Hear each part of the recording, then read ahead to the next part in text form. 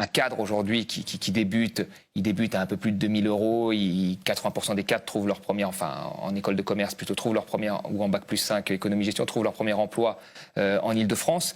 Et avec ce salaire-là, ils vivent dans un studio ou un 2 pièces. Donc vous pouvez leur dire, vous faites partie des 30% les plus riches en revenus. S'ils n'ont pas de patrimoine, ils se rendent compte qu'il y a un problème. Et de manière générale, quand on regarde le salaire ces 15 dernières années, le salaire net, avec l'augmentation de l'immobilier, ces cadres-là sont plus pauvres.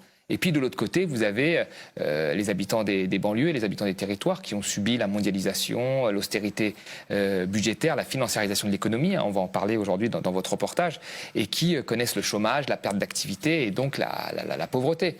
Donc en réalité, il faudrait que ces gens comprennent qu'aujourd'hui, beaucoup de partis les instrumentalisent pour qu'ils s'opposent.